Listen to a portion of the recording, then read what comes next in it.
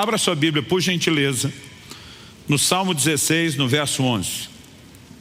Salmo 16, 11 será o nosso ponto de partida e o versículo vai dar o tom da nossa conversa, da nossa ministração aqui hoje. O texto sagrado, eu vou ler na Nova Almeida atualizada. O texto sagrado diz o seguinte: Tu me farás ver os caminhos da vida. Na tua presença, a plenitude de alegria. À tua direita, há delícias perpetuamente. Se não for pedir muito, eu gostaria que você repetisse esse texto comigo. Você pode repetir comigo, por gentileza? Diga: Tu me farás ver os caminhos da vida. Na tua presença, a plenitude de alegria. À tua direita, há delícias perpetuamente. Bom, nessa declaração do salmista, eu particularmente acredito que a primeira frase é uma chave que nos ajuda a entender a relação das outras declarações. Quando ele diz, tu me farás ver os caminhos da vida, ele está falando a respeito de uma intervenção da parte do próprio Deus. Isso significa que ele não está falando que esses caminhos da vida são vistos com os olhos naturais, com a percepção e o entendimento meramente humano ou intelectual. Se fosse algo fácil ou naturalmente falando, automático de se ver, não haveria necessidade de intervenção de Deus. Mas quando ele fala que é Deus que fará ver, então é que nós precisamos pensar que ele está falando a respeito de algo que precisa de discernimento, que precisa de percepção espiritual, que precisa de revelação. Isso é um ponto que nós vamos explorar um pouquinho mais para frente na mensagem.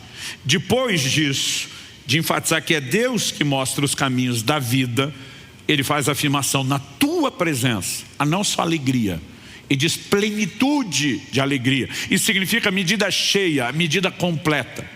E não estamos falando de uma alegria qualquer. Estamos falando daquilo que recebemos diretamente da fonte. E a Bíblia diz a tua destra, a expressão a tua destra ou a tua direita, como diz essa versão, era muito usado para falar daqueles que eram honrados para sentar ao lado de quem tinha uma posição de autoridade. Era o lugar privilegiado. A Bíblia diz, nesse lugar onde os convidados de honra se sentam, há delícias. A palavra traduzida delícias do original hebraico, ela fala de deleite, ela fala de gozo, ela fala de prazer, ela fala de algo profundamente agradável. Ou seja, o que eu e você precisamos entender que a presença de Deus fornece tudo aquilo que eu e você não apenas precisamos, mas podemos descrever como mais prazeroso, o mais profundo nível de satisfação, de realização, de gozo, de alegria, está disponível na presença de Deus. E quando nós olhamos para a criação, e voltamos lá no início, no Jardim do Éden, e olhamos para o primeiro casal que Deus ali estabeleceu, nós precisamos entender que antes do pecado, antes da queda, o homem usufruía de pleno relacionamento com Deus, ou seja, ele tinha acesso a essa plenitude de alegria, não havia nenhum bloqueio. No entanto, mesmo nessa fase onde ele pode usufruir desse nível de alegria e deleite, Deus basicamente diz, eu não me importo que vocês tenham outros tipos de prazeres. E Deus, por exemplo, diz para o homem, você pode comer de todas as árvores no jardim. E estou aqui exagerando todas, no plural, porque Deus não fez a comida meramente para subsistência. Paulo diz em 1 Coríntios 6,13 que Deus fez o estômago para receber os alimentos para ser digerido no estômago, mas ele poderia ter feito algo que garantisse a sobrevivência sem sabor ou com sabor único. Mas Deus caprichou. Frutas de todas as cores, de todos os sabores, com todos os aromas, sazonais. Ele estava dizendo, eu quero que isso, além de servir para o seu sustento, te agrade. Aliás, Paulo escrevendo a Timóteo, ele usa uma declaração ali no capítulo 6, falando a respeito de como Deus tem um interesse. Eu e você precisamos entender e pensar as coisas nessa perspectiva e mentalidade de nos dar aquilo que nos apraz, aquilo que nos agrada. Por exemplo, no final do verso 17, a Bíblia diz, Deus que tudo nos proporciona ricamente para o nosso aprazimento. Essa palavra aqui, para o nosso aprazimento, é nada mais, nada menos do que para a nossa satisfação. E quando pensamos que Deus está preocupado, focado, essa palavra traduzida aí, satisfação, como sinônimo, é gozo, é alegria. Então quando pensamos num Deus interessado em que a gente tenha alegria, mesmo que Ele possa oferecer a mais plena e completa, numa dimensão espiritual. Ele está dizendo: eu nunca me opus que vocês tivessem outras alegrias. Deus olha para o homem que está em plena comunhão e relacionamento com Ele e diz: não é bom que você esteja só. Seu relacionamento comigo está na dimensão espiritual. Eu quero te oferecer alguém que te preencha emocionalmente. Eu quero oferecer alguém com quem você relacione usando tato. E mesmo na dimensão física tenha outros níveis de deleites. Deus nunca se opôs a que tivéssemos acesso a outras fontes de prazeres, desde que eles não se tornassem um problema que nos roubasse da verdadeira fonte que é Ele. Então Deus disse: vocês podem comer de todas as árvores do jardim, menos dessa encrenca, que vai te impedir de desfrutar quem eu sou. E apesar de Deus ter oferecido aqui plena alegria, deleites extraordinários, apesar do lado de cá no natural Ele ter oferecido deleites inferiores complementares, o homem de alguma forma escolhe atravessar a barreira que Deus estabeleceu e busca o nível de prazer que lhe desconectaria do mais profundo, senso de realização, de alegria e satisfação que se pode ter, que é só na presença de Deus. Mas desde a queda, um plano de redenção é ativado e de repente nós chegamos nos dias de Davi e vemos que esse homem, que era fascinado, obcecado por Deus, pela presença de Deus, a ponto de dizer no Salmo 27:4, uma coisa pedi ao Senhor e a buscarei, que eu possa habitar na sua presença, no seu santuário, e contemplar sua formosura todos os dias. Esse cara que foi chamado pelo próprio Deus de um homem segundo o coração de Deus, é quem é usado para fazer a declaração que nós lemos do Salmo 16. Ele diz: na tua presença a plenitude e alegria. Ele diz: aqui estão os deleites. Mas em algum momento esse homem, posteriormente a essa declaração, escolhe um prazer que lhe é proibido. Ele atravessa os limites e não apenas comete o adultério com Batseba, mas para ocultar esse nível de pecado, a coisa vai escalonando e termina com o homicídio de Urias. A pergunta a ser feita é: por que gente como Adão e Eva, com esse nível de descoberta do que tem do lado de cá, consegue abortar o que Deus está oferecendo? Porque gente como Davi, que está entendendo, Deus quer resgatar isso que foi perdido desde Adão e começa a desfrutar isso num senso profundo, consegue em algum momento abrir mão desse lugar prazeroso? A pergunta a ser feita é: como ou o que, como o homem consegue, ou o que leva o ser humano a retroceder na comunhão com Deus?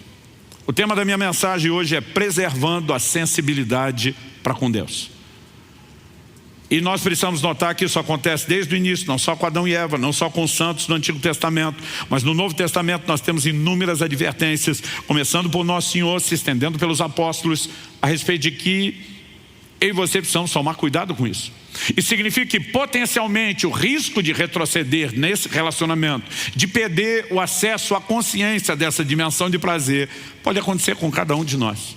Potencialmente falando, cada um de nós corre o risco de retroceder. E eu quero ler apenas algumas, 3 dessas muitas advertências. A primeira delas, Hebreus capítulo 3, de 12 a 14. Tenham cuidado, irmãos, para que nenhum de vocês tenha um coração mau e descrente que o leve a se afastar do Deus vivo. Para se afastar tem que ter aproximado. Ele está usando o termo irmãos, ele está falando com convertidos. E diz pelo contrário, que é o contrário de afastar, ficar coladinho em Deus, ou como diria o mineiro, agarradinho nele.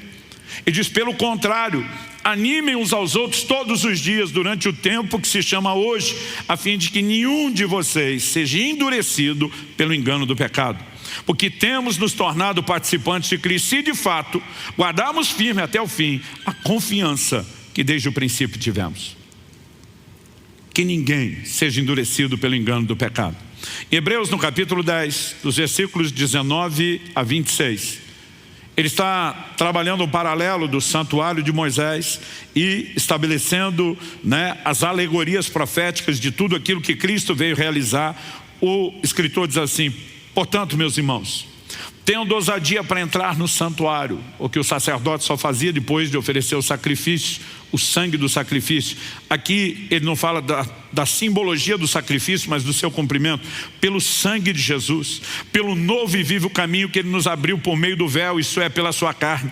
E tendo um grande sacerdote sobre a casa de Deus, aproximemo-nos com um coração sincero, em plena certeza de fé, tendo o coração purificado de má consciência e o corpo lavado com água pura. Guardemos firme a confissão da esperança sem vacilar.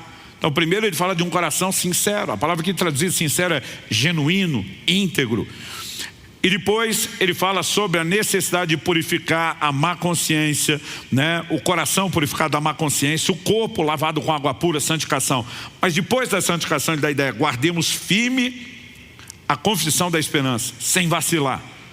Pois quem fez a promessa é fiel. Cuidemos também de nos animar uns aos outros no amor e na prática de boas obras. Não deixemos de nos congregar, como é costume de alguns. Alguns já estavam se afastando. E algo que eu lembro que minha mãe falava desde que eu era criança é que uma brasa fora do braseiro, ela esfria. Depois disso ele diz, pelo contrário, que é o contrário, deixar de congregar. Vamos permanecer todo mundo junto, unidos, buscando a Deus. Pelo contrário, façamos admoestações, ainda mais agora que vocês veem que o dia se aproxima. Porque se continuarmos a pecar de propósito, outra tradução diz deliberadamente, depois de termos recebido o conhecimento da verdade, já não resta sacrifício pelos pecados. Pastor, depois de conhecer a verdade, alguém pode retroceder o tempo todo, a Bíblia nos adverte disso.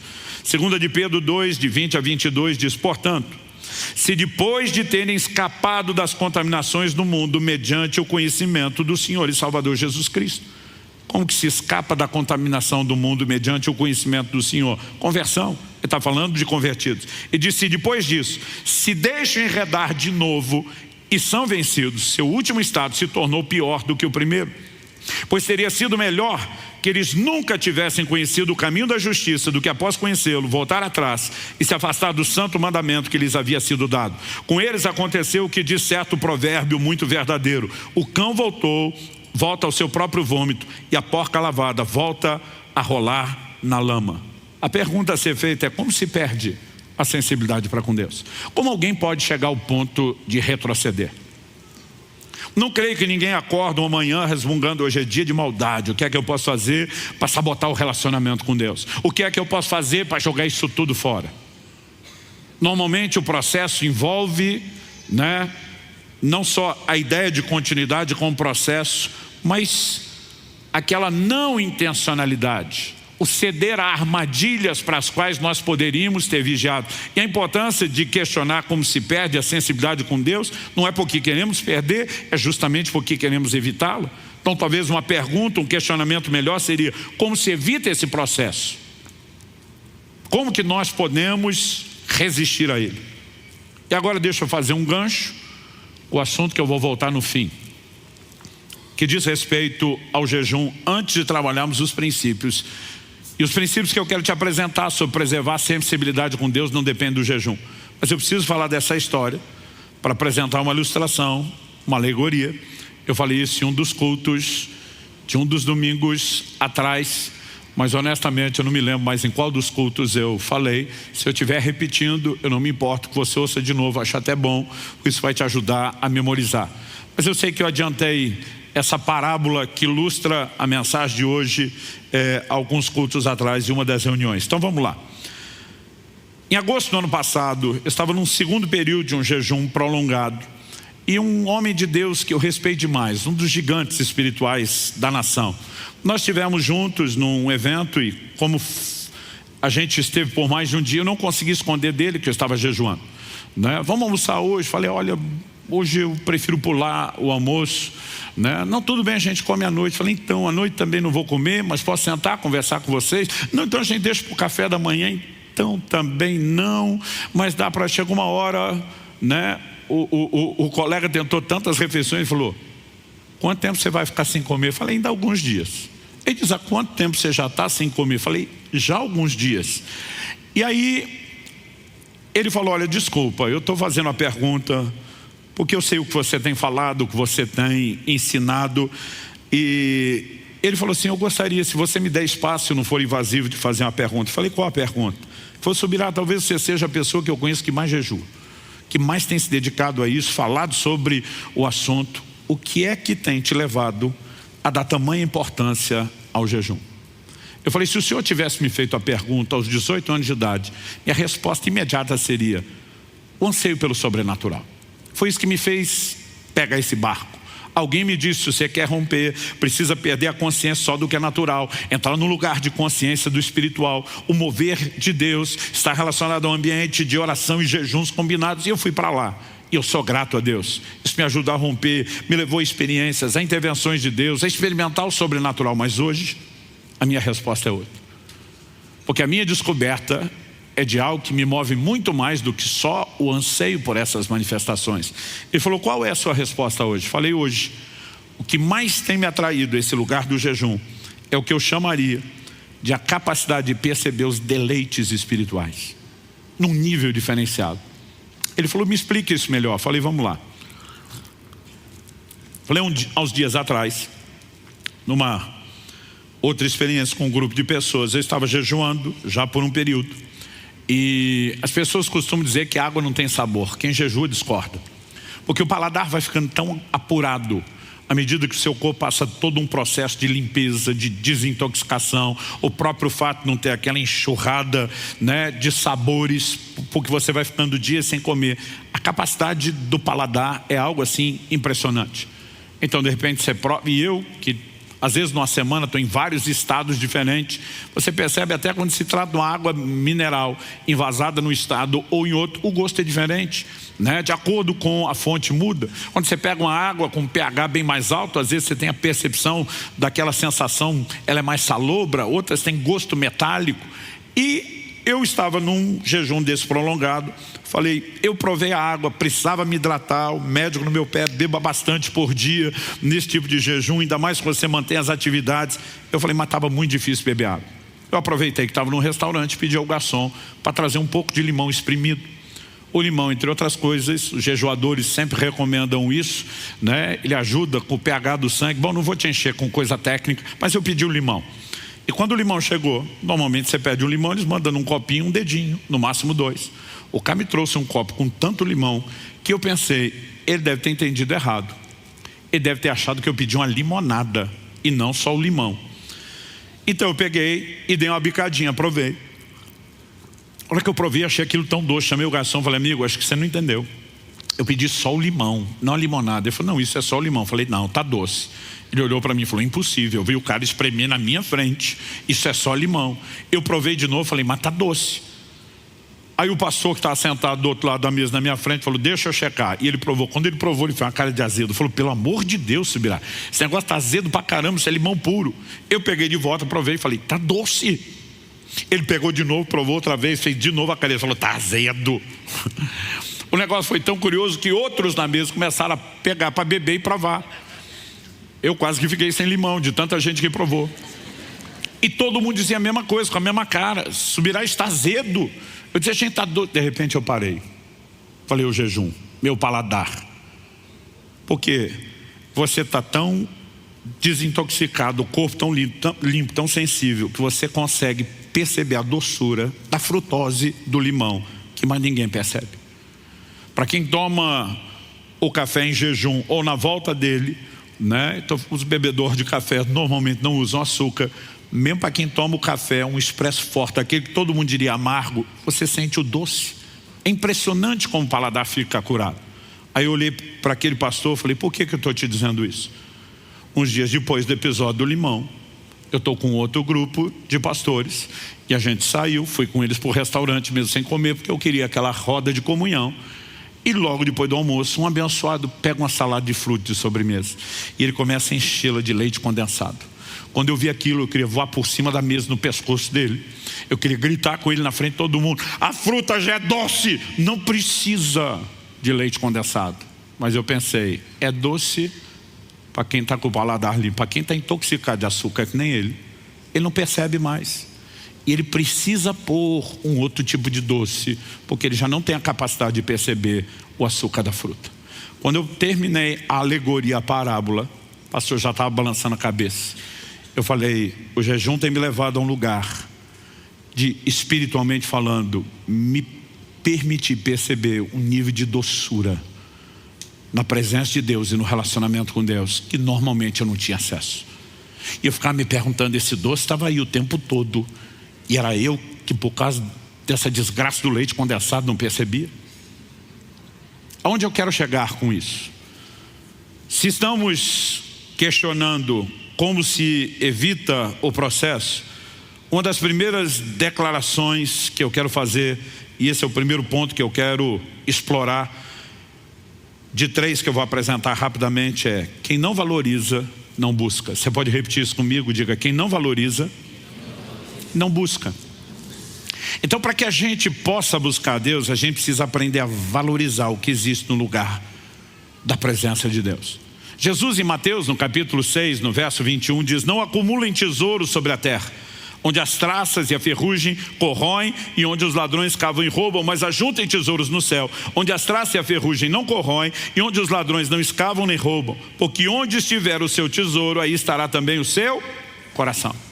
Obviamente, Jesus não está se opondo a que o crente tenha posses. Na verdade, alguém definiu a avareza da seguinte forma: o avarento não possui as coisas, são as coisas que o possuem. Jesus está falando de acúmulo. Jesus está falando de um posicionamento onde a pessoa se torna uma espécie de represa e ela simplesmente não só não reparte o que tem, como cada vez quer juntar mais. E diz: onde está o seu tesouro, aquilo que você valoriza, seu coração segue para lá. Então, quem valoriza demais as coisas materiais vai dedicar tempo, energia, atenção, empenho a isso. Mas quem valoriza as coisas espirituais, ele começa a pensar: eu quero entesourar é no céu. Porque se ele percebe que esse é o lugar de valor, o coração acompanha. Então, o que eu e você precisamos entender é que isso é enfatizado ao longo das Escrituras. Em Colossenses, no capítulo 3, de 1 a 3, a Bíblia nos mostra que nós vamos buscar aquilo que compreendemos ser mais importante. O apóstolo diz: portanto, se vocês foram ressuscitados juntamente com Cristo, busquem as coisas lá do alto, onde Cristo vive, assentado à direita de Deus. Pensem nas coisas lá do alto e não nas que são aqui da terra, porque vocês morreram e a vida de vocês está oculta juntamente com Cristo em Deus. Está dizendo: gente, vocês morreram para o mundo, por que é que estão valorizando isso? Morrer para isso significa que isso tem que perder importância. Agora, se vocês foram ressuscitados com Cristo para estar com Ele, busque as coisas onde Cristo está. Pense nas coisas onde Cristo está. Normalmente é aquilo que nós conseguimos mudar a percepção de valor, que direciona o nosso coração e a nossa busca. No ano passado eu comecei a falar bastante, ligado ao jejum, sobre o assunto de fome. Fome de quê? Eu me lembro que num determinado momento ouvi meu amigo Douglas Gonçalves do Jesus Cop citando alguém que eu já não sei quem é para dar a fonte. E ele, numa outra mensagem, falou algo que eu achei interessante, estava bem alinhado. Ele diz: a moeda do reino é a fome. Primeira reação que muitos têm é: moeda do reino. No reino de Deus as coisas são de graça. Mas esse linguajar de compra vai aparecer várias vezes na Bíblia. E nós precisamos entender, obviamente, a analogia que é feita. Mas no livro do Apocalipse o Senhor se dirige à igreja de Laodiceia e diz: aconselho-te que de mim compres ouro refinado no fogo, vestes brancas para que te vistas, colírio para ungir os seus olhos. Interessante que ele aconselha a comprar, logo depois de dizer: você é miserável e pobre. Ué, se é tão miserável, vai comprar com o quê? Mas no reino de Deus não se compra com dinheiro. A moeda de troca é outra. Em Isaías 55, o texto que o Douglas citava, nós lemos assim: todos vocês que têm sede, venham às águas, e vocês que não têm dinheiro, venham, comprem e comam. Sim, venham e comprem, sem dinheiro e sem preço, vinho e leite. Como é que se compra sem dinheiro e sem preço? A nossa cabeça diz: espera aí, a pessoa não tem dinheiro e não tem condições de pagar se a gente estabelecer um preço, mas ela está faminta e sedenta, então nós vamos doar. E doação a gente não classifica a venda, a gente chama de 0,800 na faixa. Mas como é que se compra sem dinheiro? Ele está dizendo: se você tem sede, vem às águas. Se você tem fome, vem buscar alimento. Em vez de apenas dizer que a moeda do reino é fome, a moeda do reino é interesse. Ele diz: tem sede, está interessado na água, vem para cá, porque o interesse te dá acesso. Tem fome, vem para o meu alimento. Isaías 44:3, Deus diz: derramarei água sobre o sedento. Ele não está dizendo que vai derramar água sobre todo mundo. Ele está dizendo: eu vou derramar água para quem valoriza a água, para quem quer a água, para quem vai aproveitar a água, para quem não vai desperdiçá-la. Porque se não tem interesse, não tem acesso. É por isso que Jesus fala com os discípulos: não lancem pérolas aos porcos. Olha o contexto. Ele está falando de pregar a palavra. E Deus deseja que todos se salvem, mas Ele diz, tem alguém que não está valorizando, não dê o que é de valor para quem não tem interesse. Porque o que nos dá acesso é o interesse. Então nós precisamos entender, só vai buscar Deus quem realmente consegue entender o valor que Deus tem. Agora, quem dá valor a outras coisas se direciona no seu interesse pela busca de outras coisas. Isso é um fato. Então, estabelecido isso como um fundamento bíblico, a pergunta lógica que vem na sequência, é o segundo ponto que eu quero destacar, é: o que me impede de valorizar mais a Deus? Porque se eu vou buscar o que eu valorizo, por que é que eu não estou buscando tanto? Quando eu olho para as Escrituras, para mim é evidente que a valorização de outras coisas em detrimento do valor de Deus tem se tornado o nosso grande problema. Logo depois de dizer onde está o tesouro, está o coração, em Mateus 6:24 Jesus diz: ninguém pode servir a dois senhores, porque ou irá odiar um e amar o outro, ou irá se dedicar a um e desprezar o outro. Vocês não podem servir a Deus e as riquezas. Ele diz, não tem jeito. Se você está se dividindo entre dois senhores, ou você se dedica para o lado de cá e falta do lado de lá, ou você se dedica para o lado de cá e falta do outro. Agora entenda, a Bíblia não está dizendo que algumas dessas dimensões de prazeres que podemos ter acesso sejam necessariamente pecaminosas ou problemáticas. Muitas vezes Deus nos faz promessas a respeito dessas coisas. Em Deuteronômio 8:10, Deus está falando para o povo que quando entrasse na terra prometida, eles entrariam num lugar de abundância, não só fartura de alimento, mas também de prosperidade financeira. E Deus diz, vocês comerão e se fartarão e louvarão o nome do Senhor seu Deus. Mas no verso seguinte, o 11, ele diz, mas tenham cuidado, para que depois de comerem, estarem fartos, para que depois de prosperarem, vocês não se esqueçam do seu Deus. Então Deus está dizendo, eu nunca tenho problema com as outras fontes de prazeres, desde que elas não concorram comigo. Mas o fato é que muitas vezes o homem se permite entrar no lugar onde a atração dos outros prazeres vira concorrência.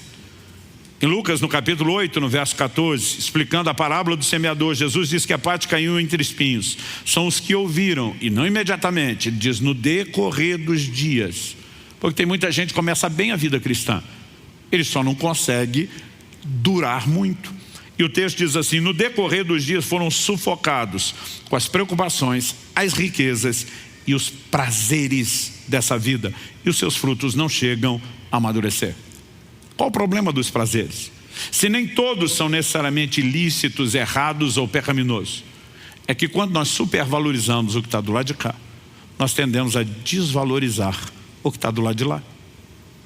É por isso que uma advertência é feita em 1 Timóteo no capítulo 3. Ele vai falando como seria, o tempo do fim, virão tempos difíceis. E ele mostra que os tempos difíceis não estão relacionados necessariamente às circunstâncias, mas ao comportamento do homem. E ele vai descrevendo o comportamento dos homens. Quando você está lendo aquela lista de péssimos adjetivos, parece que Deus está falando do ímpio.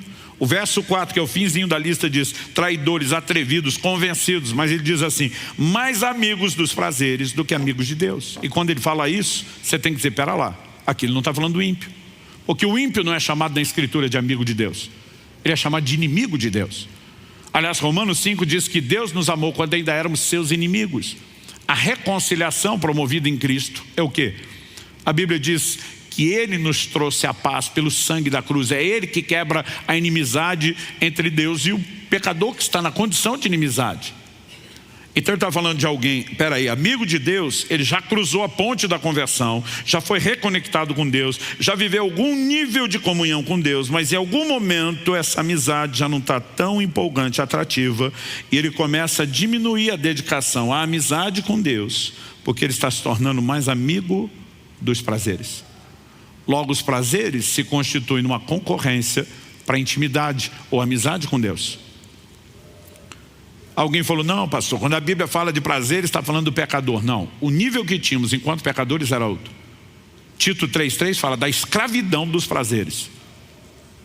Aliás, o texto diz exatamente assim, pois nós também no passado éramos insensatos, desobedientes, desgarrados, escravos de todo tipo de paixões e prazeres, vivendo em maldade e inveja, sendo odiados e odiando-nos uns aos outros. Mas éramos escravos. Quando nos convertemos, nos tornamos amigos de Deus e saímos da escravidão dos prazeres. Mas alguns, embora não mais escravos, eles começam a querer ficar amigo daquilo que lhes escravizou anteriormente. Então ele está falando de uma transição, de um processo de morte espiritual se instalando. A Bíblia fala dos prazeres relacionados tanto ao não crente como ao crente. Em relação ao não crente, Hebreus 11:25, falando de Moisés, diz: preferindo ser maltratado junto com o povo de Deus a usufruir prazeres transitórios do pecado. Aqui ele está falando obviamente de prazeres pecaminosos. Mas existem alguns desses prazeres que não sejam pecaminosos, mas muitas vezes nós não vemos como tal, e que eles se manifestam na vida dos crentes, são nocivos. Um texto que fala dos prazeres no crente, Tiago 4, de 1 a 3. Ele começa fazendo a pergunta no verso 1: de onde procedem as guerras e brigas que há entre vocês? Conflitos. Ele diz: de onde, senão dos prazeres que estão em conflito dentro de vocês? Todo dia alguém falou: não, pastor, prazer não dá conflito. Falei: na hora que você está desfrutando, não, mas a obsessão por ele gera muito conflito. Aliás, pensa numa pergunta esfarrapada que os crentes me fazem o tempo todo. Quando você está chamando a atenção, corrigindo, discipulando, orientando, para não fazer algo errado, vem a pergunta: eu não tenho direito de ser feliz? Ou seja, a busca pelo prazer, pela felicidade, não a plena, aquela que está em Deus, mas nessa esfera, começa a botar as pessoas em conflito com a fé, em conflito com a orientação de Deus, em conflito uns com os outros, e a Bíblia é clara sobre isso. Depois ele diz: vocês cobiçam e nada têm, matam e sentem inveja, mas nada podem obter, vive a lutar e fazer guerras. Então ele conclui: nada tem porque não pede. Tem aquele nível de crente que nem orar ora, e não vai ver intervenção de Deus. Mas depois ele fala de um grupo que até ora, mas ele diz assim: pedem e não recebem. Esses são os que até oram, mas são ignorados por Deus. Por quê? O texto diz: porque pedem mal. Qual a definição de pedir mal? Para esbanjarem em seus prazeres, em seus deleites. Ou seja, o que o crente quer não é quem Deus é e o que Ele oferece em termos de alegria e prazer do lado de cá. Deus é o meio para ele conseguir do lado de cá o que ele não consegue sem Deus. Então ele diz: Deus, se o Senhor não me der isso. Já vi gente orando assim: Deus, se eu não trocar de casa, de carro, meu guarda-roupa, eu não vou ser feliz. Eu fico pensando, deve ter sido uma criança mimada para orar desse jeito. Agora a pergunta é: se você fosse Deus, você ia alimentar esse monstro? Eu não.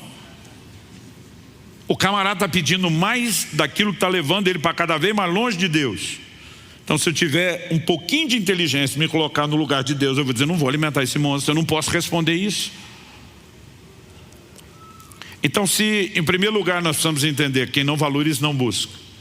E se no questionamento de o que nos impede de valorizar mais a Deus, entendemos que a valorização das outras coisas em detrimento do valor de Deus é o grande problema, eu e você precisamos nos questionar de forma prática, rever quais prazeres estamos buscando. Gente, eu creio que promessas de prosperidade são bíblicas. Outro dia um cara falou: pastor, eu fico confuso. Tem mensagem sua que eu ouço, eu acho que o senhor está descendo a lenha na teologia da prosperidade. Tem mensagem sua que eu ouço, parece que o senhor é a favor. De que lado o senhor está? Falei dos dois. Sou a favor da mensagem bíblica de prosperidade e sou contra os erros que têm sido feitos em nome dela. Eu falei: hoje em dia os crentes estão usando promessas de prosperidade para mascarar sua ganância, sua avareza, seu materialismo.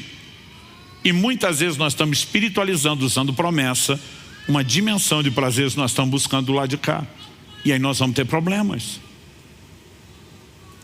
Agora, a gente precisa avaliar isso. Mas muitos crentes, eles vão transbordando aos poucos, sem nem perceber o que é que eles realmente pensam. Mas transbordam isso quando falam. Porque a Bíblia diz que a boca fala do que está cheio o coração. Talvez não tenha nenhuma frase que me gere tanta indignação em quase 30 anos de pastorado, como quando alguém falando de um não crente diz: mas fulano é uma benção, só falta Jesus. Eu digo: como é que é? Só falta Jesus? Se falta Jesus, falta tudo.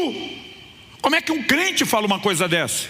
Basicamente ele está dizendo: não, ele tem uma família legal, a vida financeira estável, ele tem saúde, tipo, ele está feliz. Jesus é só a cerejinha do chantilly agora? Mas percebendo ou não, nós vamos o quê? Denunciando que muitas vezes a gente só quer que Jesus abençoe essas coisas. Ele é um pedaço pequeno de um combo de prazeres muito maior, que para nós acaba nem envolvendo tanto ele, a não ser o fato de que a gente precisa de um pouco de bênção dele para ter mais do lado de cá. Quando a Bíblia fala de crentes que são carnais e espirituais, Ele está falando de gente que vive numa dimensão de percepção e gente que vive em outra. Então a pergunta prática a ser feita em terceiro lugar é: o que nos ajuda a valorizar Deus? Se já vimos que a gente só busca o que valoriza, por que é que nós buscamos a Deus? Porque estamos valorizando as outras coisas mais do que Deus. Então, pastor, se a gente só valorizar Deus mais do que as coisas funcionam, sim. Mas a pergunta é: por que não funciona para a gente? Porque a maioria de nós, ano após ano, a gente entra e diz: esse ano eu vou ler mais a Bíblia. E às vezes janeiro até dá certo. Mas daqui a pouco você se vê no mesmo lugar de antes. Você diz: eu vou orar mais. Eu vou faltar menos na igreja. Eu posso até jejuar. Mas daqui a pouco você simplesmente percebe e diz: eu até queria. Essa valorização não é um mero consentimento ou assentimento mental. O que você precisamos é de uma revelação.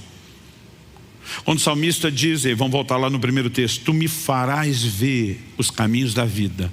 Deus que criou o homem estabeleceu determinados caminhos. Ele está dizendo: você não vai enxergar, mas eu posso te mostrar a razão pela qual você existe. O que é que eu realmente quero de você? Eu vou te mostrar os caminhos. Quais são? Na tua presença a plenitude de alegria, a tua destra há delícias perpetuamente. Então nós vamos precisar de uma descoberta. E quando falamos dessa questão da descoberta, Paulo nos aponta algo interessante em Filipenses 3, nos versículos 7 e 8. O apóstolo Paulo faz a seguinte declaração. Ele diz: o que para mim era lucro, isso considerei perda por causa de Cristo. Ele está usando um linguajar associado aí à linguagem monetária, financeira. Ele vai falar de um lado de perda, de prejuízo, do outro lado de lucro, de ganho. E ele diz: o que antes para mim era lucro, parecia ser o ganho, eu considerei perda, prejuízo. Durante muito tempo achava que Paulo estava falando de pecado. E na leitura de muito crente eu imaginava várias possibilidades. Quando o cara olha de onde saiu, o que para mim era lucro: as bebedeiras, as festas, as orgias, os vícios, a valorização, né, da imoralidade. A lista poderia ir longe. Agora entendi que isso só trouxe dano, me trouxe morte espiritual, afastou de Deus. Não, isso aqui é ruim. O importante é estar com Deus. Não é disso que Paulo está falando. Primeiro porque no verso 8 ele diz: eu considero como perda todas as coisas. Ele diz: eu considero todas as coisas como lixo. Então todas as coisas são pecado e as coisas não são pecado. São coisas ruins e são coisas boas. E se você olhar o contexto, os versículos anteriores dessa afirmação, Paulo estava falando de performance religiosa. Olha os versículos anteriores. Ele diz: se algum de vocês acha que pode se gloriar na carne, eu mais do que vocês. Hebreu de hebreus, da tribo de Benjamim, circuncidado ao 8º dia. E ele começa a fazer declarações impressionantes. Quanto à lei, fui fariseu. Quanto ao zelo, perseguidor da igreja. Quanto à justiça que há na lei, irrepreensível. Paulo está dizendo: algum de vocês acha que era o cara, eu ganho de longe de vocês. Aí diz: mas o que para mim era lucro, a valorização da performance. Ele disse que perdeu importância por causa de uma descoberta. Qual é a descoberta? Ele diz: por causa da sublimidade do conhecimento de Cristo Jesus, meu Senhor. A palavra traduzida sublimidade aqui na Almeida atualizada, ela foi traduzida como suprema grandeza na NVI. Em outras versões, como excelência. Na verdade, essa palavra no original grego é hiperétio. Hiperétio significa manter-se sobre, sobressair, elevar-se, destacar-se, estar acima, ser superior em posição, autoridade, poder. Fala de proeminência. Então o que Paulo está dizendo é o seguinte: eu dava valor a essas coisas até conhecer aquilo que sobressai, aquilo que tem um valor muito maior. E quando eu descobri o que realmente é o ganho, aquilo que era antes ganho, que não tinha nenhum referencial de importância maior, porque estava no topo, quando comparado com esse nível de entendimento, eu olhei e dei um perdido lá de lá. Falei: aquilo é ganho coisa nenhuma, aquilo é perca. O ganho está do lado de cá. Quem está entendendo? Agora, quando ele fala do conhecimento daquele que se sobressai, nós precisamos compreender que ele está falando de uma percepção espiritual. E é o que eu e você precisamos. Então a pergunta a ser feita é: se eu só busco o que valorizo, e a valorização das coisas vai atrapalhar minha busca para com Deus, mas a valorização de Deus vai me impedir de concentrar força e energia na busca errada e sim na certa, como é que eu consigo viver nesse lugar de consciência? Como é que eu consigo eliminar a concorrência? Aliás, falando de eliminar a concorrência, a pergunta a ser feita em termos práticos é: nós devemos esperar que essa concorrência desapareça automaticamente? Ou será que nós temos que entender que ela é eliminada intencionalmente?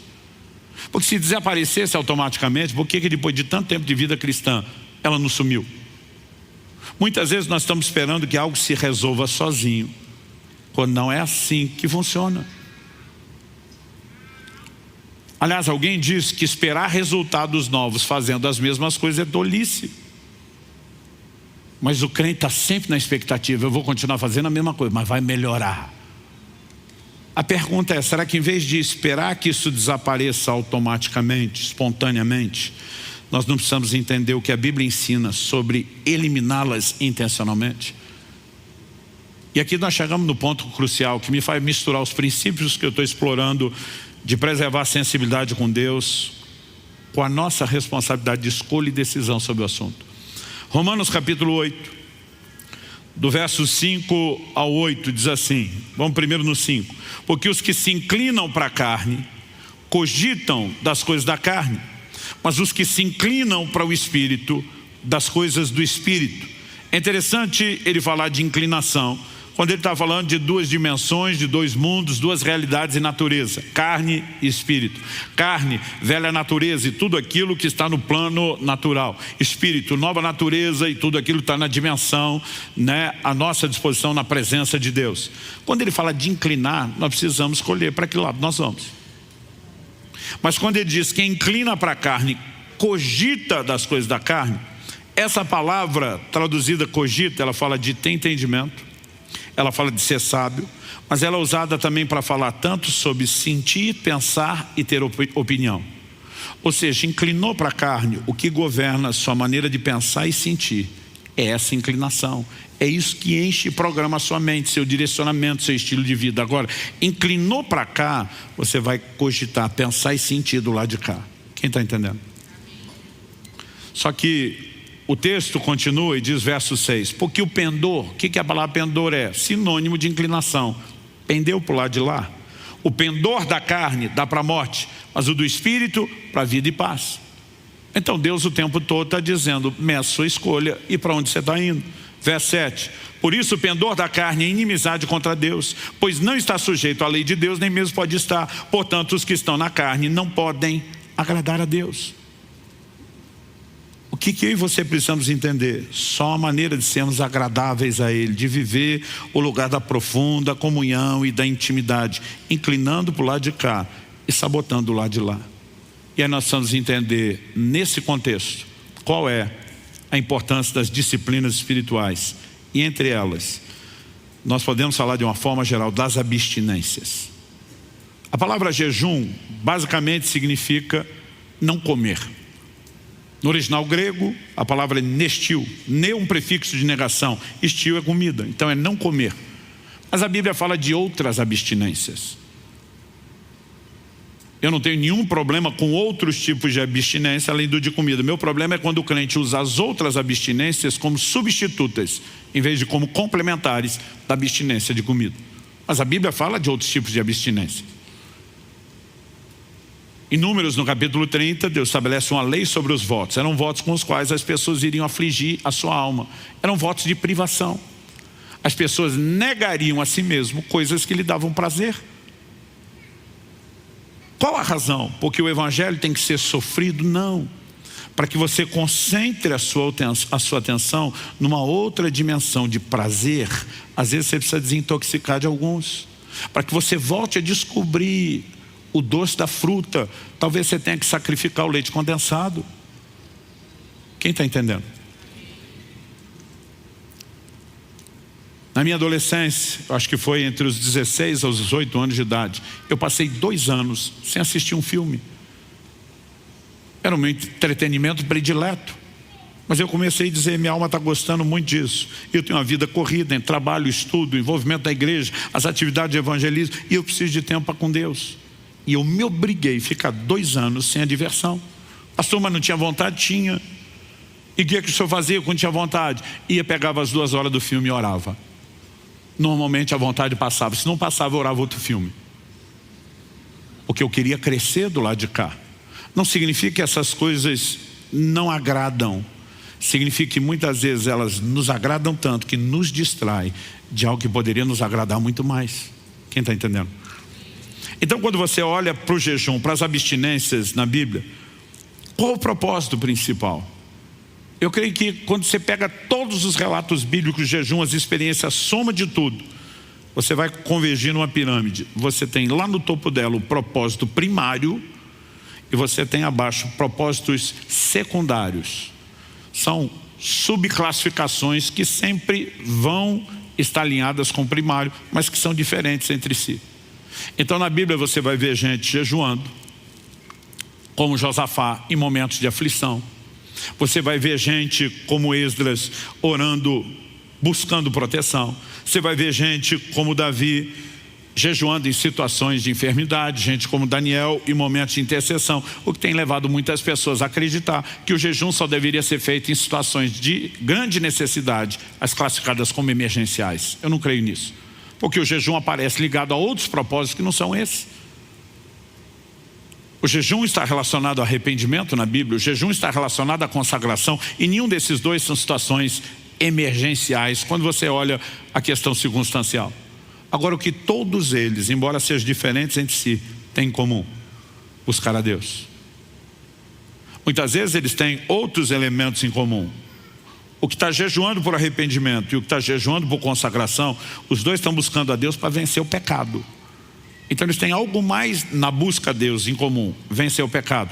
Mas o que está jejuando por arrependimento, ele quer sair do pecado que já o derrubou e ser restaurado. O que está jejuando por consagração, ele não quer cair no pecado pelo qual o outro está jejuando por arrependimento. Ele está se antecipando. Mas lá no fim, buscando a Deus. Em Daniel, no capítulo 9, no verso 3, a Bíblia diz: voltei o rosto ao Senhor para o buscar com oração, súplicas e jejum. O foco principal, primário, buscar a Deus. Todo o resto são subcategorias, são propósitos secundários. Mas normalmente as pessoas veem quase tudo aquilo que diz respeito a uma necessidade pessoal que eles acreditam. Mas muitas vezes eles não enxergam aquilo que vai direto lá no topo. Em Lucas, no capítulo 2, no verso 37, a Bíblia fala de uma profetisa chamada Ana, que teve contato com Jesus quando ainda criança no templo. A Bíblia diz que ela adorava noite e dia, com jejuns e orações. Para que ela usava o jejum combinado à oração? Eu quero adorar a Deus, eu quero estar com Deus. Você não vai pedir nada? Nada.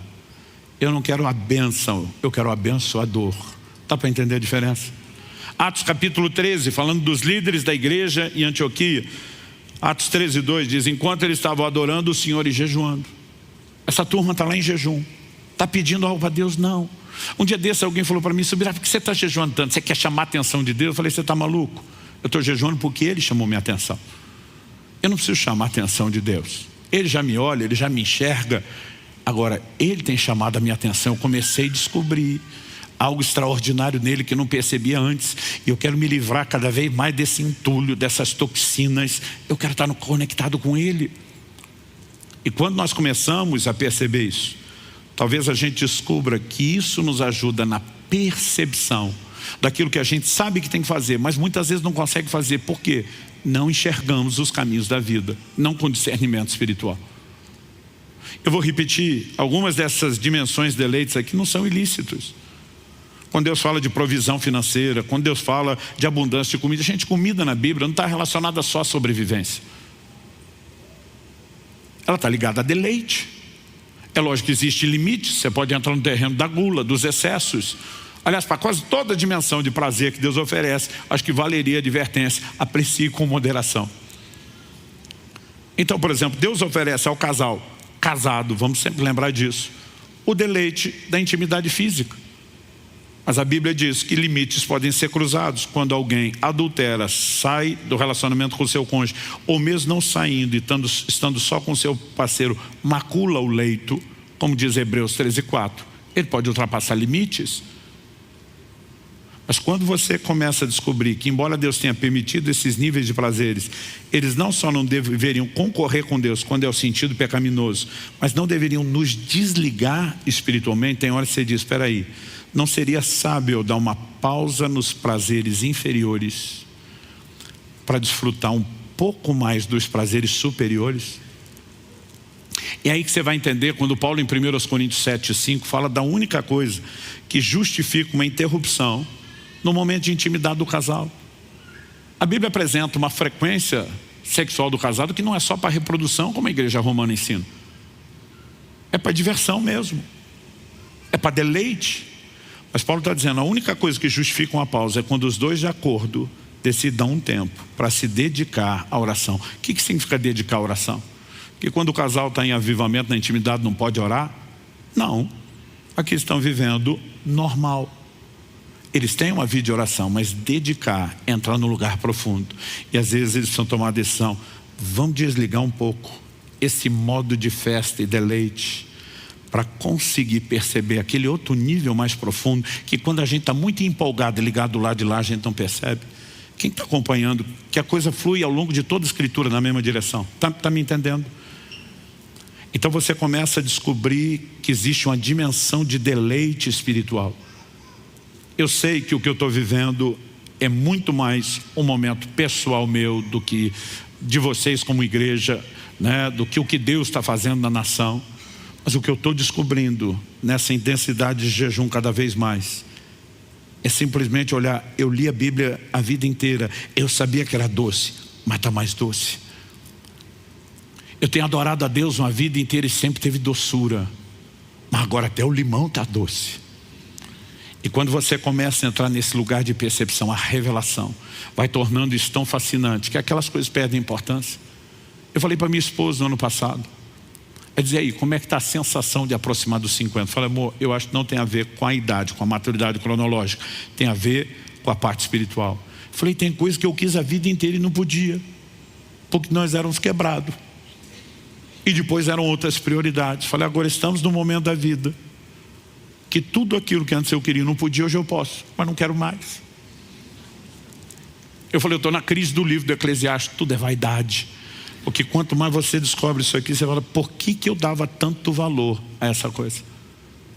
Aí você vai entender porque os crentes do livro de Atos e desde o início da igreja, em lugares onde foram perseguidos, tinham privação de alimento, de roupa, de liberdade. Esses caras eram mais felizes que a gente que tem tudo.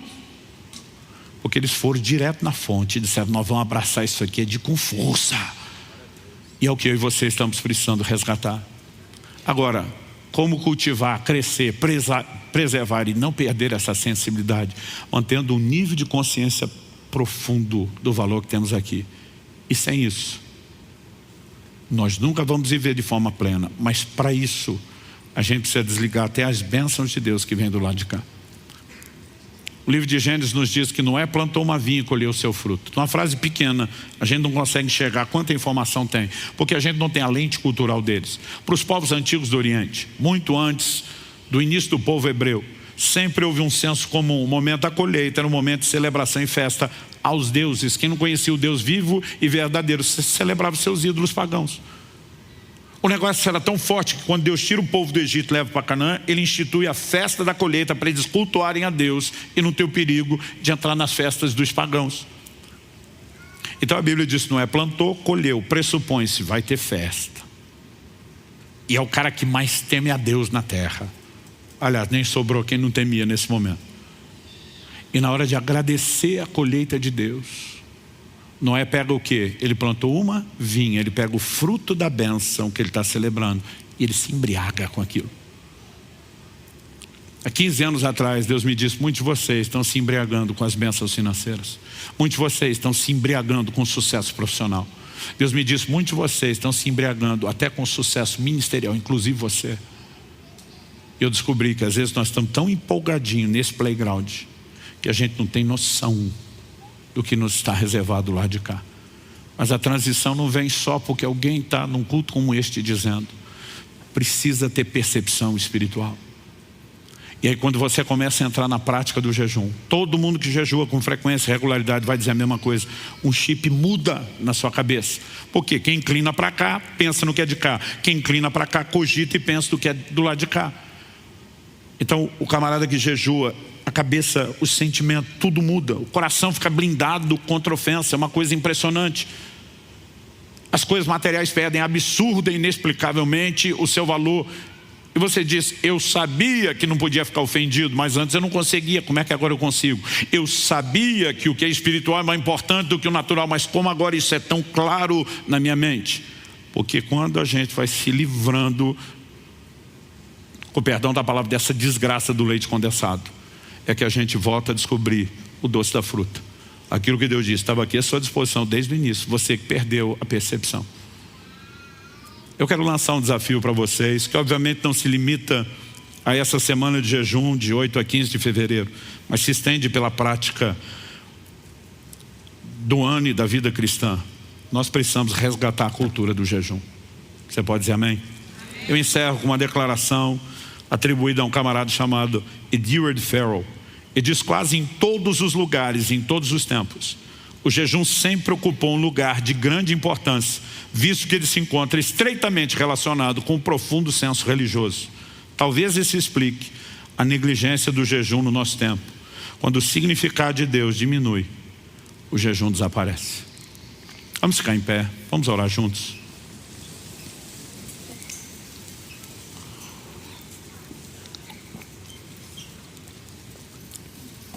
Antes de orar, eu quero apenas que a gente vá para a oração com um desenho claro na mente. Então vamos apresentar a versão mais resumida do plano de Deus para o homem. Por que é que Deus criou o homem? Em Atos 17, no verso 27, 26 e 27, Paulo pregando em Atenas, o palco da filosofia do mundo dos seus dias.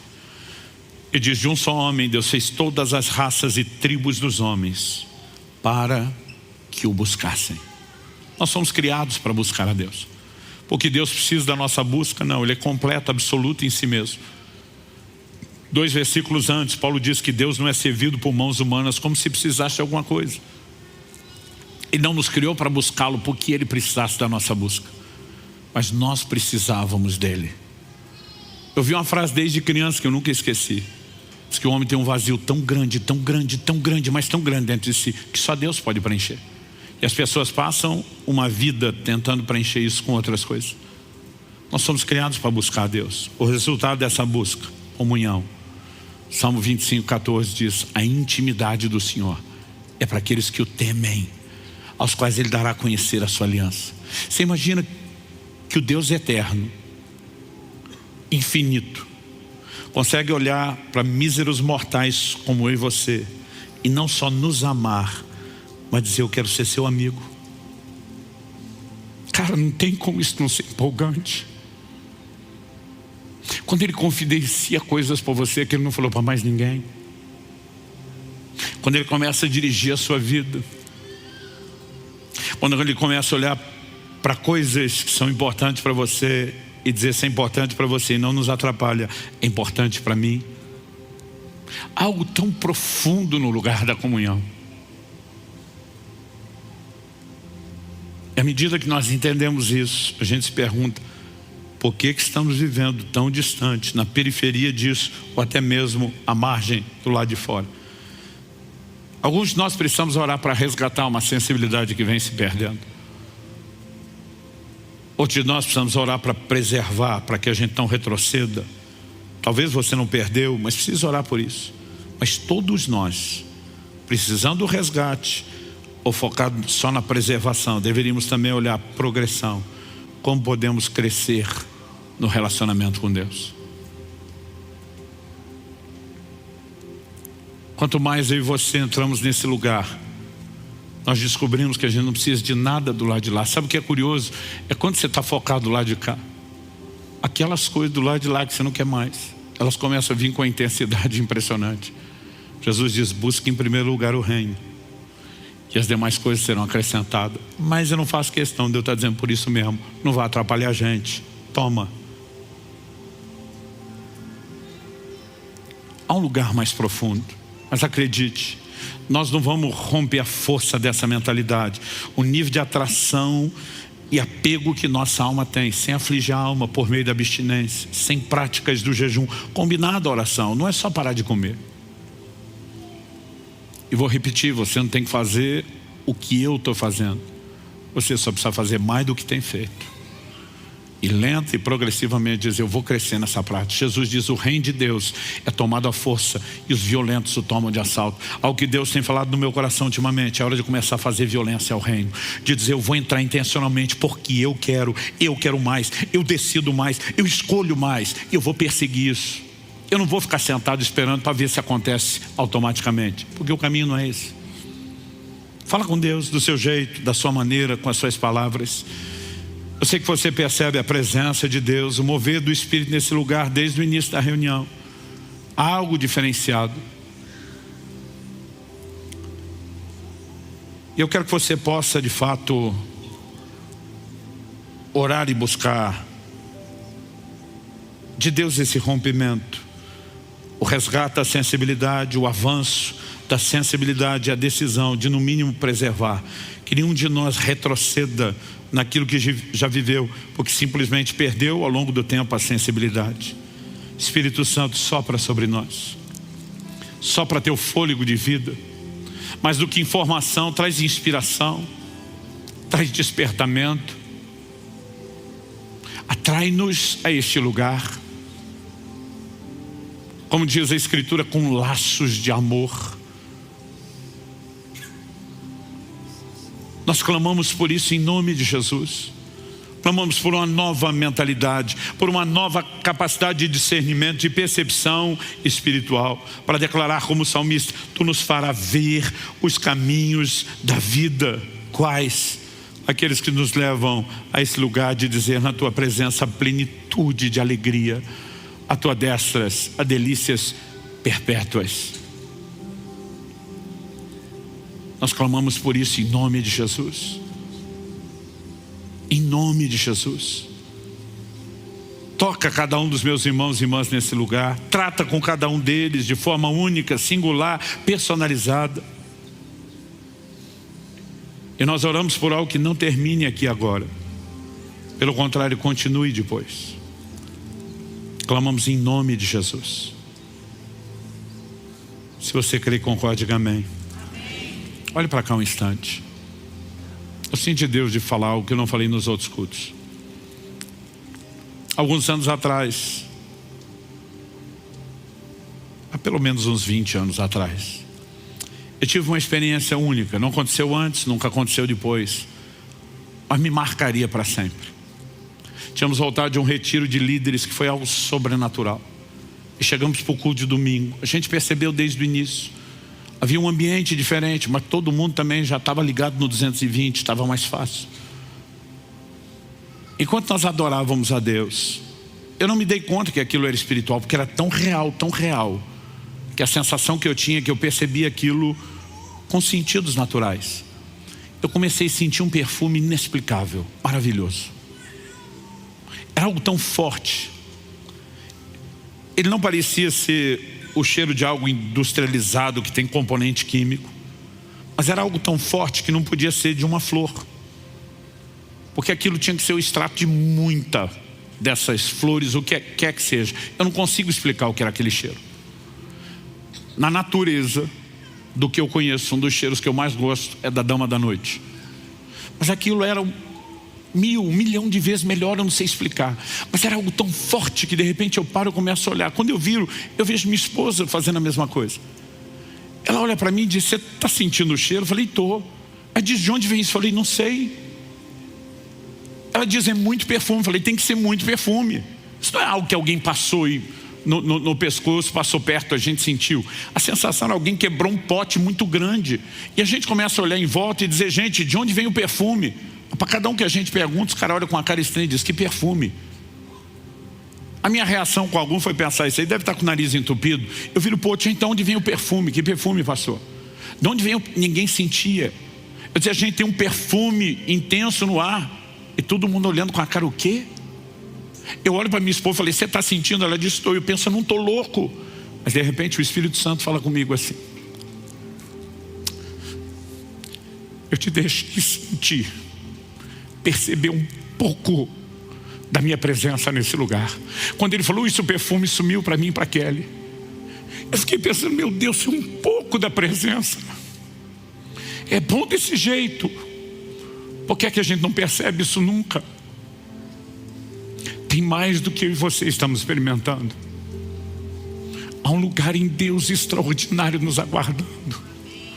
O lugar da mais profunda e plena, satisfatória, realizadora alegria que alguém pode desfrutar. E não te custa nada, a não ser a decisão de dizer, eu vou desligar um pouco o modo festa, mesmo daquilo que é lista e bênção de Deus, para entrar no modo super festa.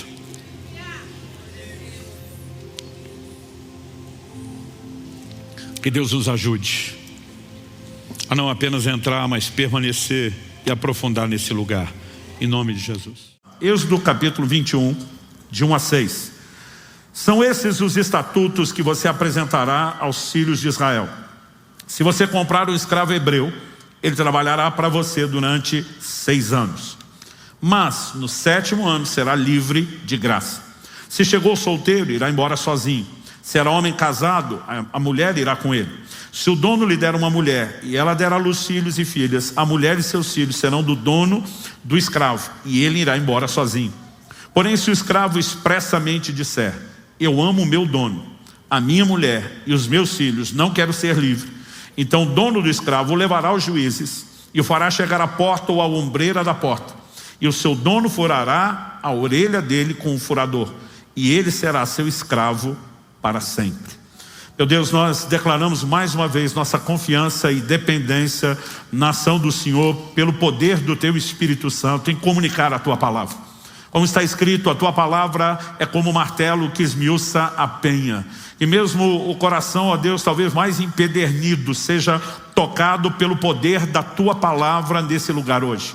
Nós te pedimos mais do que informação. Nós oramos pela capacidade de entendimento, de alinhamento, de correspondência com o Senhor. Oramos pela ação poderosa do Teu Espírito em nós, nos guiando, ó Deus, a esse lugar de rendição, de entrega e de ajuste ao padrão estabelecido pelo Senhor na Tua palavra.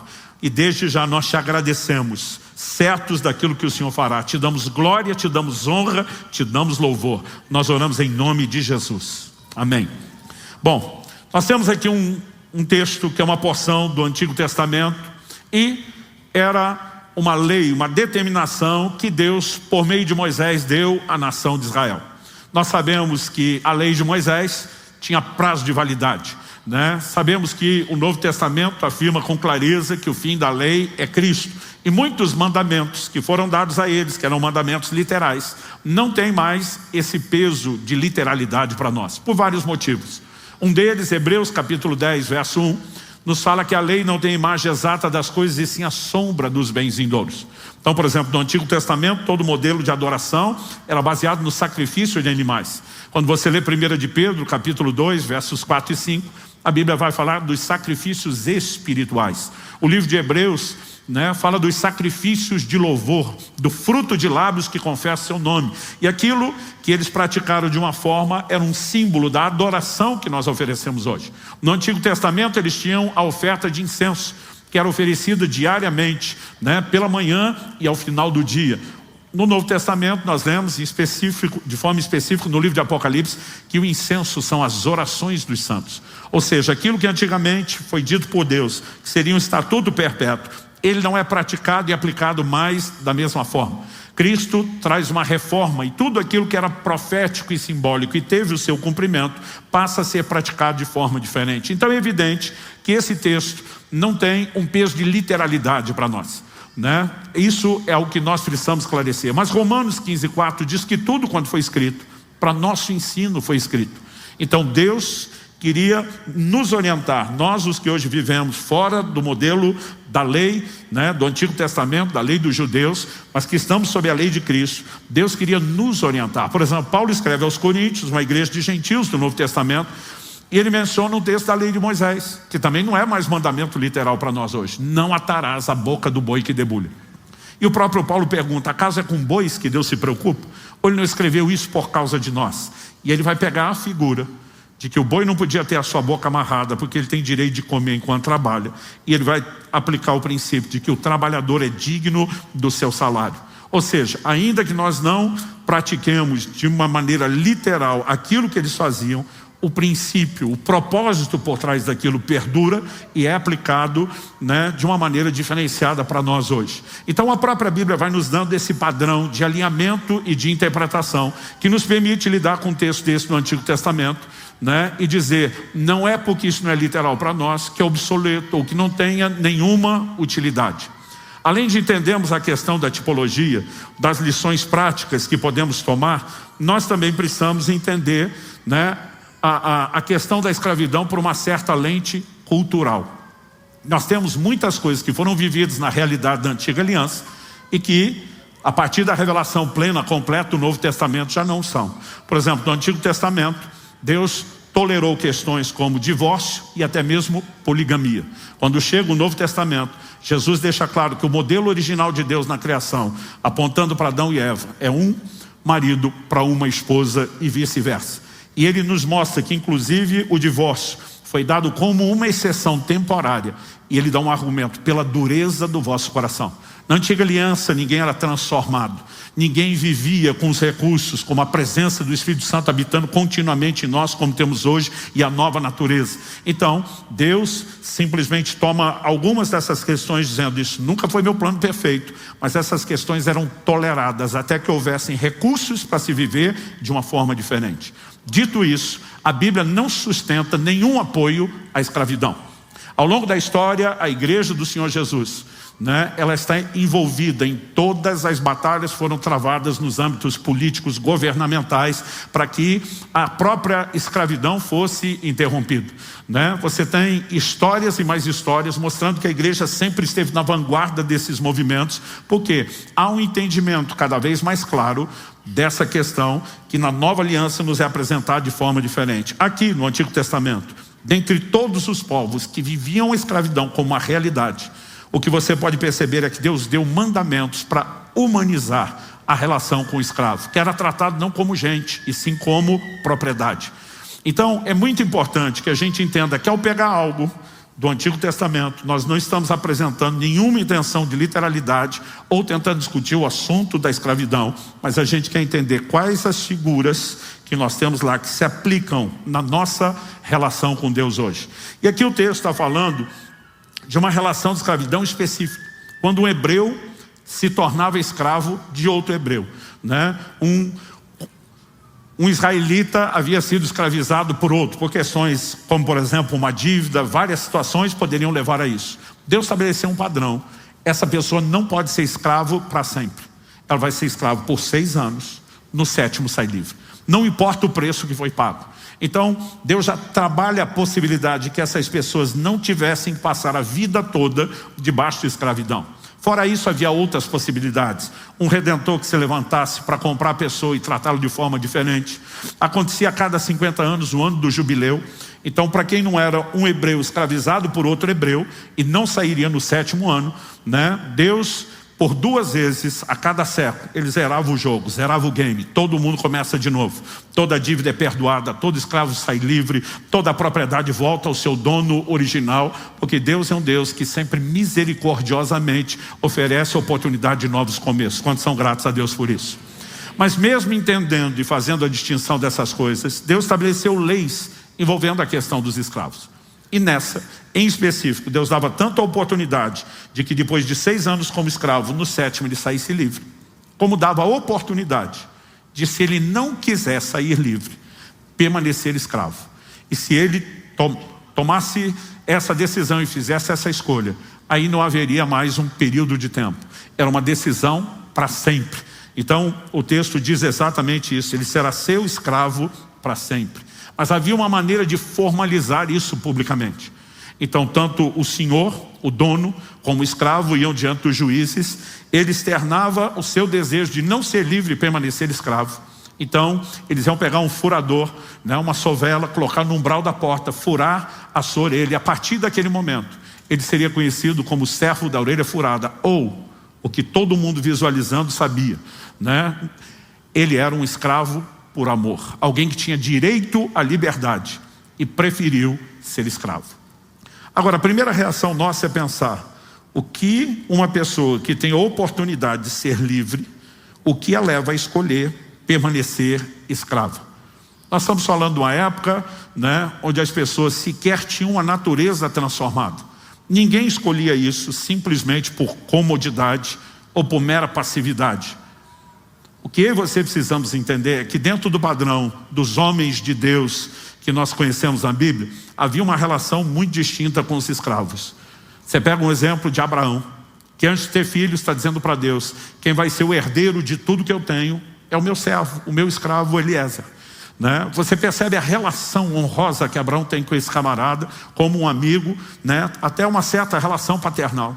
No momento em que Abraão manda o seu escravo buscar uma esposa para Isaac, ele o chama e faz com que ele faça um juramento. Ele podia só dizer: eu sou o seu dono, você é meu escravo, quem manda sou eu, você faz o que eu mandei, ponto final. A relação não era essa.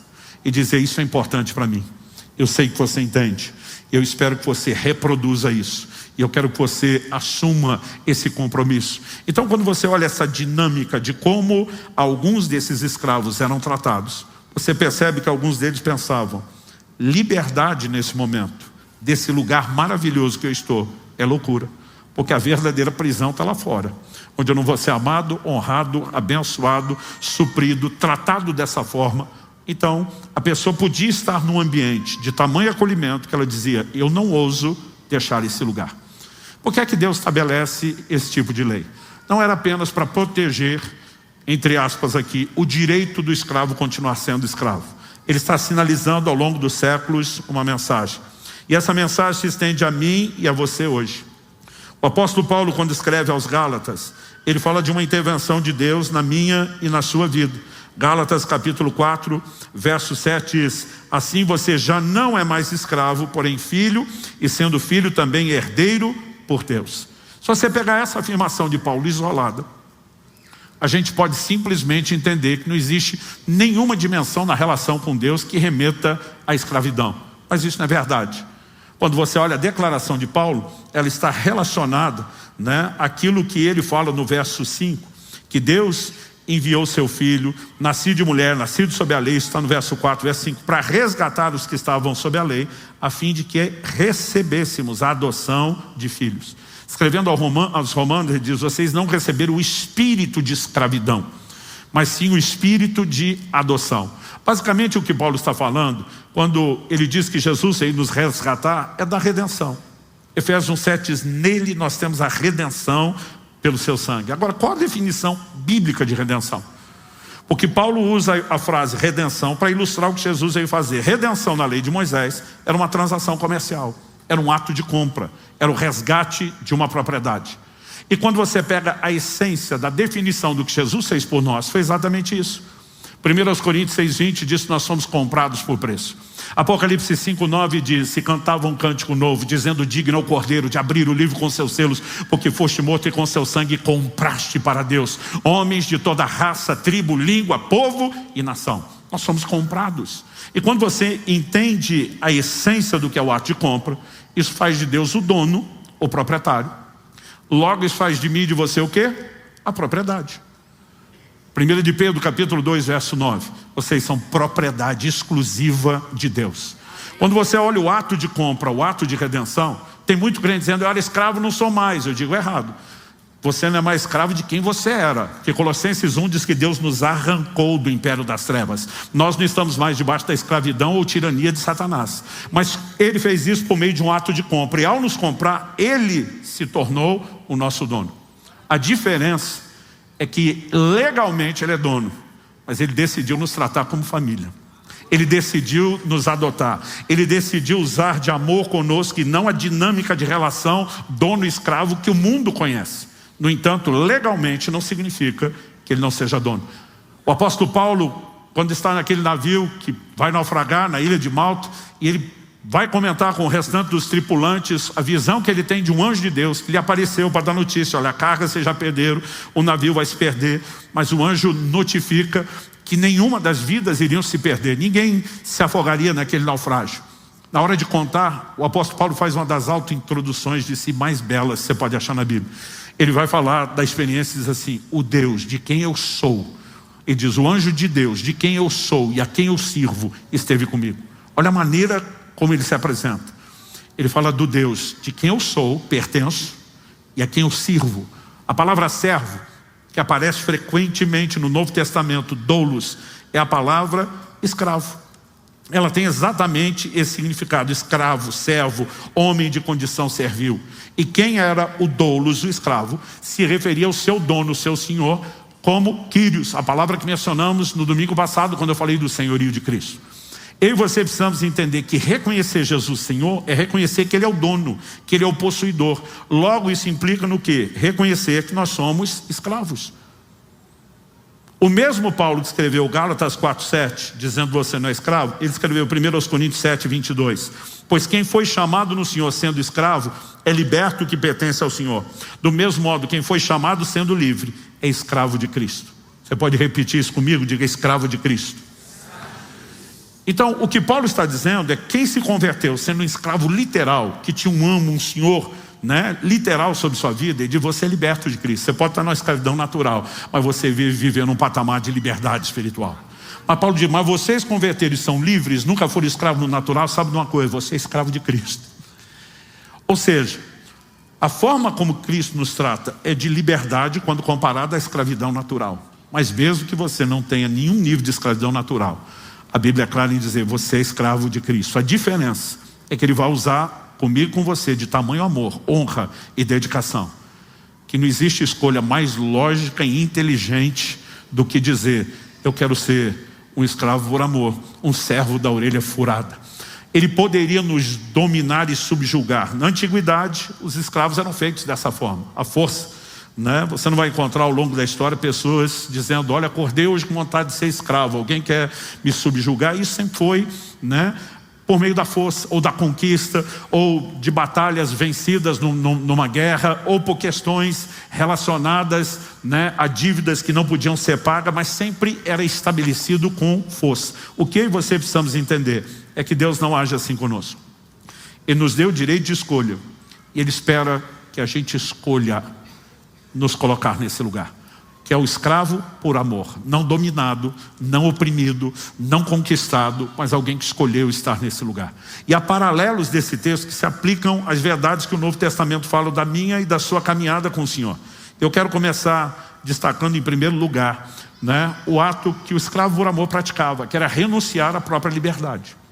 A partir do 6º ano como servo, quando chegava o 7º, ele agora então teria direito à liberdade, mas ele renunciava à própria liberdade. Era um ato voluntário, não era dominado. E quando você olha para o Novo Testamento, a nossa relação com Jesus, ela é fundamentada exatamente nesses termos. Eu vou repetir alguns textos da semana passada, quando falamos sobre o senhorio de Cristo. Em Romanos 10, 9 e 10, a Bíblia diz: se com a boca você confessar Jesus como Senhor, e em seu coração crer que Deus o ressuscitou dentre os mortos, você será salvo. Porque com o coração se crê para a justiça, e com a boca se confessa para a salvação. Essa confissão da boca, verbalizando a fé do coração, nos leva à salvação. Então, se confessamos Jesus e Ele nos conduz à salvação, é justo reconhecer que Ele é Salvador. Mas o objeto da confissão não é Salvador. Se com a tua boca confessares a Jesus como Senhor, Kyrios, o amo, o dono, o possuidor, aquele que era dono de um escravo. Então nós precisamos entender que não há salvação sem o reconhecimento do senhorio de Cristo. E o que é o reconhecimento do senhorio? Se a salvação nos é oferecida por meio da redenção, que é o ato de compra, eu preciso entender que Ele não apenas está perdoando a minha dívida, mas eu preciso entender que a partir desse momento Ele é o meu dono. E se eu não reconheço o Senhor, isso é reconhecer a legalidade do ato de compra, porque é que simplesmente eu vou conseguir reconhecer uma parte do ato de compra, dizendo que me beneficia, me dando perdão das minhas dívidas espirituais, se eu não estou abraçando o pacote inteiro. A verdade é que nós temos mutilado o Evangelho de Jesus. Temos feito as pessoas acreditar que elas podem chegar, pegar o que quer, mudar o que não quer. E deixa eu te dizer uma coisa: ou Jesus é o seu dono, o seu Senhor, que governa a sua vida, e você não tem vontade própria, ou você está fora do combo da salvação. Não se trata de merecimento, se trata de adequação.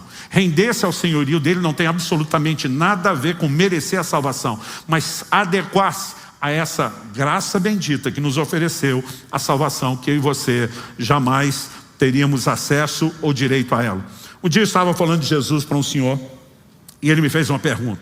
Ele falou: é verdade que lá na sua igreja vocês pregam que tudo que a pessoa tem e que ela ganha, 10% tem que ser de Deus, da igreja? Eu falei: não, não é verdade. Ele falou: pastor, não minta. Eu falei: cara, não posso mentir, eu sou pastor. Ele falou: mas sei de fonte segura, de gente lá de dentro da sua igreja, que vocês pregam que 10% do que a gente ganha vai ser de Deus. Eu falei: olha, se você está falando que ouviu dos nossos, eu não vou dizer que é mentira, mas é um mal entendido. Ele falou: certeza que não tem isso? Eu falei: cara, absoluto. A hora que ele fez a cara de alívio, eu entrei com os 2 pés no peito dele. Falei: 100% de tudo que você é, do que você tem, do que você ganha, do que vai ganhar, vai ser de Deus. Porque o que nós pregamos é um evangelho onde Jesus nos comprou. O que nós somos, tudo que nós temos, ele passa a ser o dono. Ele não compra 10% das ações. Não existe esse negócio dele ser dono de 10%. 10% é a parte que retornamos por gratidão, que preserva a consciência de que ele é o dono, de que ele é o redentor, mas ele é dono de tudo. Então deixa eu te dizer algo: quanto custa o reino de Deus? O reino de Deus custa tudo que você tem. Como assim, pastor? Jesus disse isso. Mateus capítulo 13, verso 44. O reino dos céus é semelhante a um tesouro escondido no campo, que um homem achou e escondeu. Então, transbordante de alegria, vende tudo que tem e compra aquele campo. Você pode repetir isso comigo? Diga: vende tudo que tem. O detalhe é o transbordante de alegria. Mas eu e você precisamos entender isso. Jesus está falando do reino de Deus, é o tesouro no campo. A pessoa abre mão de tudo que tem para poder adquirir aquilo. E ele não falou uma vez só. Versos seguintes, os 2 próximos, 45 e 46. Uma outra parábola falando a mesma coisa. O reino dos céus é também semelhante a um homem que negocia e procura boas pérolas. Quando encontra uma pérola de grande valor, ele foi.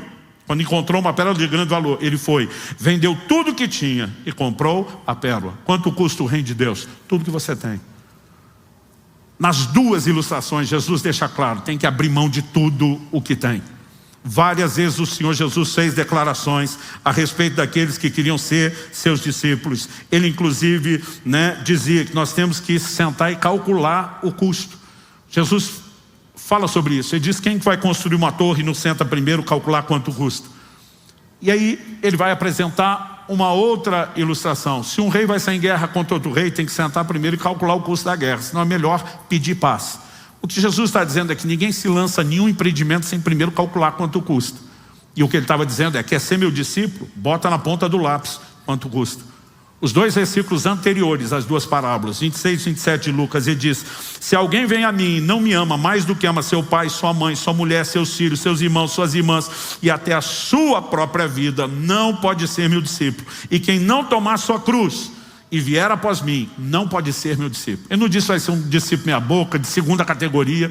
Ele diz: ou é desse jeito ou você não é discípulo. Não existe absolutamente forma alguma de você entender o evangelho ou quer ser um discípulo de Jesus sem o reconhecimento do senhorio dele. Pastor, o senhor está dizendo então que eu tenho que comprar minha entrada no reino de Deus? Não, você não compra nada, você que foi comprado. O que você precisa é reconhecer a legitimidade do ato de compra de Jesus e reconhecer que isso fez com que você deixasse de estar debaixo de um dono, um possuidor antigo, que por causa do pecado nos dominava, e agora você foi resgatado, e você reconhece a legitimidade do ato de compra dele, e diz: se você comprou, pagou o preço, eu me curvo ao teu senhorio, eu reconheço que você é meu dono. E no momento em que você reconhece o pacote inteiro da redenção, que inclui ele ser o dono, você reconhecê-lo como possuidor e senhor, e você como escravo, você entra. Mas Deus espera que você entre, não porque Ele obrigue você a fazer isso. Esse escravo era escravo por amor, e Deus não espera que a gente entre nesse lugar por nenhum outro motivo que não seja amor por Ele. Daqui a pouquinho eu vou falar um pouquinho mais sobre isso. John Blanchard disse: morrer para o nosso conforto, nossas ambições e nossos planos faz parte da própria essência do cristianismo. Ultimamente, a gente vê cada vez mais sendo anunciado um evangelho transgênico que vem sofrendo mutação. O evangelho está cada vez mais antropocêntrico. Parece que nós somos os senhores e Deus virou nosso servo, e Ele que tem que fazer tudo que a gente quer. E nós precisamos entender que a dinâmica e a perspectiva bíblica é completamente diferente. Em Tiago, no capítulo 4, dos versos 13 a 15, Nós temos uma instrução clara. Vocês que dizem, hoje ou amanhã iremos a tal cidade, negociaremos, ganharemos dinheiro, deveriam primeiro dizer, se o Senhor quiser e se vivemos, faremos isso ou aquilo. Basicamente o que ele está dizendo é, você não é dono da sua vida. Não é você